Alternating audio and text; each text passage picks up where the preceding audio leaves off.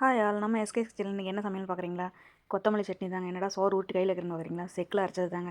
சட்னினாவே செக்கில் அரைச்சது தாங்க டேஸ்ட்டு. எண்ணெய் வதக்கலான்னு பார்க்கலாம் வாங்க. எண்ணெய் ஊற்றிட்டு ஜீரகம், வரமிளகா, 2 கொத்து கருவேப்பிலை. நீங்கள் தாராளமாக இன்னும் 2 கொத்து கூட சேர்த்துக்கலாங்க. ஏன்னா கருவேப்பிலை சேர்த்தா டேஸ்ட்டு மாறாது, ஆனால் நல்லாயிருக்கும். இதை நான் கொஞ்சம் வறுத்துக்கணும். ஏன்னா ஜீரகம் நல்லா வறுத்தா தான் சட்னியில் அந்த வாசனை நல்லாயிருக்கும். கூடவே 10 பல் பூண்டு, 1 இன்ச் அளவு இஞ்சி தோல் சீவி கழுவிட்டு சேர்த்தாச்சு. அடுத்ததாக அது கூட 1 கப்பு சின்ன வெங்காயம் நம்ம சேர்த்துக்கலாம். சின்ன வெங்காயம் சேர்த்து நல்லா வதக்கிட்டு 2 தக்காளி விருப்பப்பட்டால் நீங்கள் இன்னும் 2 தக்காளி சேர்த்து புளியை கூட குறைச்சி போட்டுக்கலாம். இது எல்லாம் நல்லா வதங்கினதும் கொத்தமல்லி தலையை சேர்த்து நல்லா சுண்டை வதக்கிடணும்.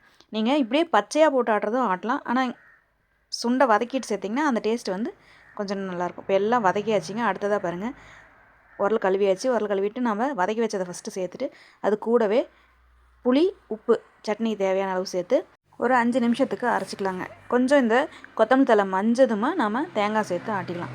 தேங்காய் சேர்த்துட்டோம்னா இது அரைக்கிறதுக்கு லேட் ஆகும். அதனால் ஃபஸ்ட்டே கொஞ்சம் நேரம் அரைச்சிட்டு அதுக்கப்புறமா ஒரு மூடி தேங்காய், நீங்கள் தேவைப்பட்டால் தேங்காய் கொஞ்சம் சேர்த்து போட்டும் அரைச்சிக்கலாம்.